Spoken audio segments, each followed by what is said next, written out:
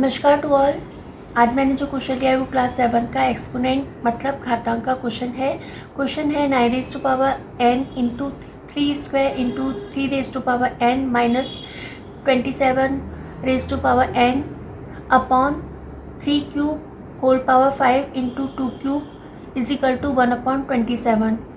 यहाँ पर अपने को n की वैल्यू फाइंड आउट करनी है। तो अपन यहाँ पे 9 को अपन लिख सकते हैं 3 3 सा 9, 3 जो है वो 2 बार मल्टीप्लाई होगा तो इसको 3 स्क्वायर लिख सकते हैं। Raise to power n into 3 square into 3 raise to power n minus 27 को अपन लिख सकते हैं 3 3 सा 9, 9 3 सा 27।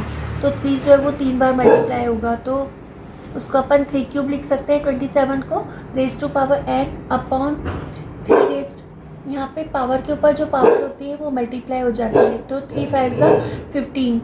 तो ये 3 रेस टू पावर 15 इंटू 2 को अपन 3 बार मल्टीप्लाई करेंगे तो 2 2 जा 4, 4 2 जा 8 इज इक्वल टू 1 अपॉन इसको 27 का अपन फैक्टराइजेशन करेंगे तो 3 टाइम्स 3 आएगा, 3 बार 3 आएगा तो उसको अपन लिख सकते हैं 3 क्यूब।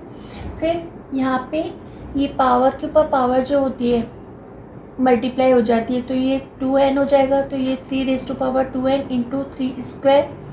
इनको आगे पीछे भी कर सकते हैं, मल्टीप्लिकेशन में प्रोडक्ट सेम रहता है। तो ये 3n इंटू 3 स्क्वायर, ये ज़रूरी नहीं है करना, सेम भी रख सकते हो आप।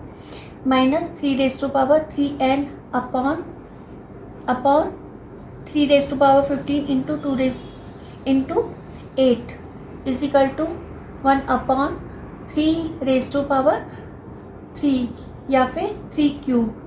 फिर यहाँ पे ये जो है वो 3 रेस टू पावर 3n है। यहाँ पे 2n में अपन n प्लस करेंगे तो 3 रेस टू पावर 3n आ जाएगी। तो अपन क्या करेंगे कि यहाँ पे जब बेस सेम होता है तो पावर प्लस हो जाती है तो ये हो जाएगा 3 raise to power 2n plus n into 3 square को अपन ने एज इट इज़ रहने दिया। क्यों रहने दिया? क्योंकि यहाँ पे दोनों में जो कॉमन आ रहा है वो 3n आ जाएगा। यहाँ 2n प्लस n 3n हो जाएगा, यहाँ पे भी 3 रेस टू पावर 3n आ जाएगा। तो ये 3 रेस टू पावर 3n जो आ जाएगा वो कॉमन आ जाएगा प्लस n 3n हो जाएगा। तो ये 3 raise to power 3n into 3 square को अपन 9 लिख सकते हैं। 3 को 2 पर मल्टीप्लाई करेंगे तो 3 3 सा 9 माइनस। जब भी अपन कुछ बच्चे यहाँ पे मिस्टेक करते हैं कि क्या कॉमन आएगा, तो जब भी अपन किसी नंबर को 1 से मल्टीप्लाई करते हैं वही नंबर आता है तो इंटू 1 भी कर सकते हैं और ये ज़रूरी नहीं है। Upon 3 raise to power 15 into 8 is equal to 1 upon 3 cube. फिर यहाँ पे इन दोनों में से कॉमन जो आएगा वो 3 raise to power 3n common आएगा।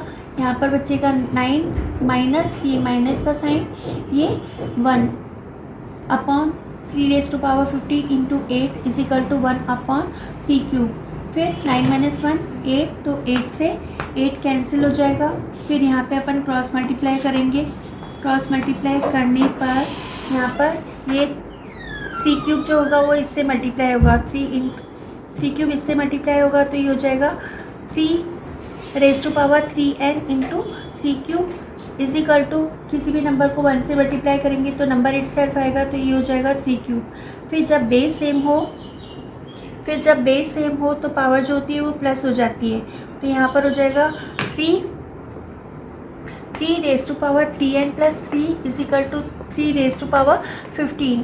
फिर जब ये दोनों इक्वल हो, कोई भी दो नंबर इक्वल हो, उनका बेस इक्वल हो तो उनकी पावर भी इक्वल होगी। तो यहाँ पे 3 raise to power n plus 3 is equal to 15 हो जाएगा। फिर 3 इधर प्लस में इधर आकर के माइनस में हो जाएगा। 15 में से 3 को माइनस करेंगे तो 12 आ जाएगा।